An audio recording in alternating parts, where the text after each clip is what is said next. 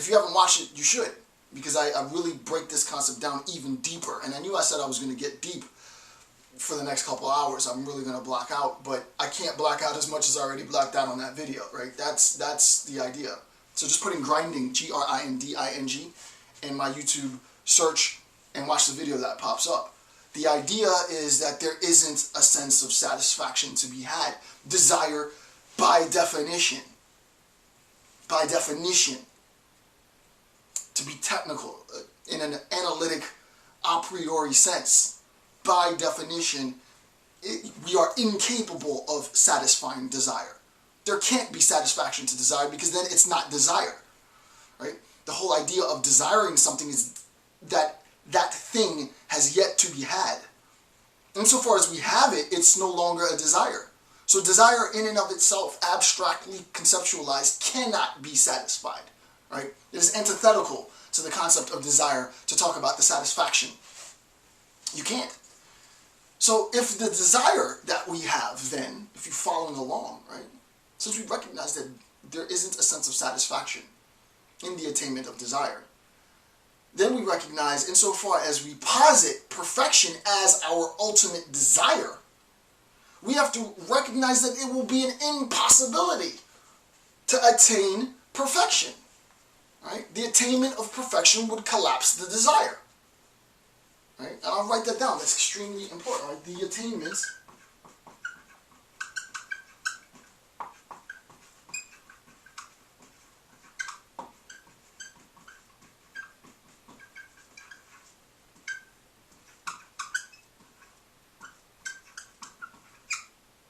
the attainment of perfection would collapse our desire. Our desire, again, would result in this nihilistic sensibility, right?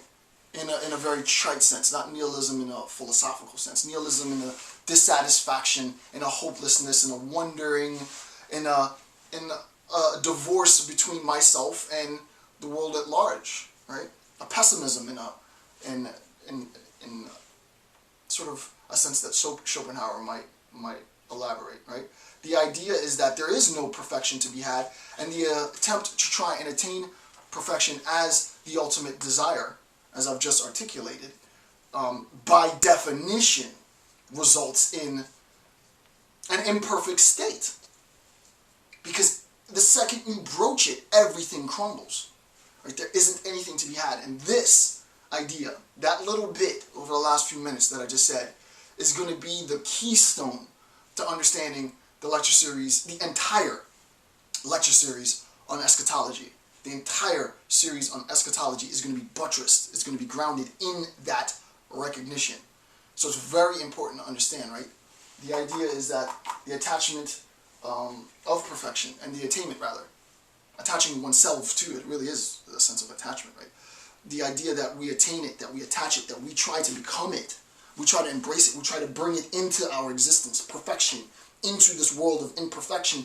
You can see where the tension arises, right? And the question is, who gets to deem what is and what is not perfect?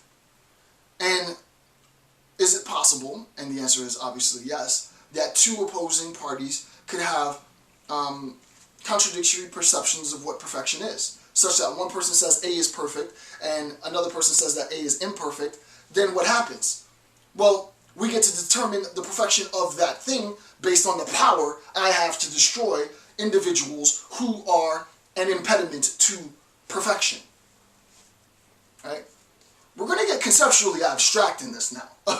Okay? You gotta really buckle down, because this is just the warm-up, right? There isn't really much ghetto philosophy I can do now, right? We're at a level where, it's going to start to sound like gibberish, but we're just broaching that now. And I'm going to put a couple hours out there to get a vibe from the community to see if this is all making sense, because I don't want to go too far too fast. Number 2, top of page 58. That which is perfect is desired, and that which is desired encompasses all. This will be important later. All. Perfection. I'll read number 2 again, right? That which is perfect is desired, and that which is desired encompasses all perfection. Right? you see that there is a sense in which this concept of perfection itself becomes dogmatic. It becomes tautological. And we know from Hume that insofar as it's tautological, it's true, but it's meaningless. There's a certain sense of vapid veneer meaninglessness to the idea of attaining perfection. The idea that this isn't good enough, that me, Jason J. Campbell, with all my flaws, with all my problems, with all my psychological hang-ups, with my horrible existence, my childhood, my hatred for so many things, my disgust, my confusion, my mania, that there's anything better to be had than that is to deny this. It's to look beyond my body. Similarly with you. Oh, if I could only lose those extra 4 pounds, those extra 25 pounds, if I could only do the math problem that he can do, if I could only have the mind that she has, if I could only be the programmer that he is, if I could only, if I could only, if I could only.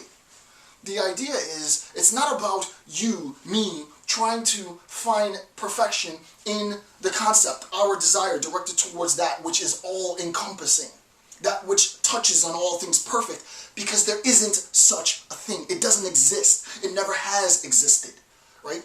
This is going to piss a lot of people off. It doesn't exist. For me, I would say that it's not perfect, with a capital P. But for me, my little boring life is perfect with a little p. Right? This is perfect enough for me. I don't believe in the concept of perfection. Personally speaking, I wouldn't even use this word perfect. I would use adequate. My life is adequate. I live an adequate life. My home isn't the largest home. It's not the smallest home. It fulfills the needs of my wife and my children. My car is not the biggest car. It fulfills the needs of my wife, my children, and myself. I find a great amount of satisfaction in the fact that everyone that I know is gone. My wife and kids have left.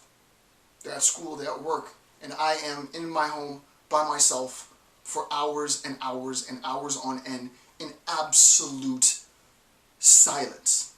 I can hear the AC hum. That's perfect for me. It couldn't be better. That's exactly what I want. I know what it is that I want. In previous videos, I've said, oh, it would be nice to have a friend swing by, right? And it would be nice to have a biological companion that aside from my wife, that I could sort of, share my day with. That would be nice. My life might be, right? It would be nice if I had that. But I recognize that the attempt for me to posit that desire of friendship in the world with another person is in opposition to this. And I have to ask myself, what do I get more satisfaction from? I get more satisfaction from this, thus I choose this. It's not about being perfect. It's not about me trying to find it. What it is about, it's about me continuously self-reflecting, continuously engaged in the process, right? In this habitual process of self-reflection, such that I recognize that it's not about being perfect. It's about discovering me. It's about discovering me. We'll see in the next couple chapters, this is going to be a seminal concept that we need to understand in order to truly understand, which I don't think very many people, I wouldn't say if any, there's a lot of Nietzsche scholars out there, and they might be watching my videos. So the Nietzsche scholars get it.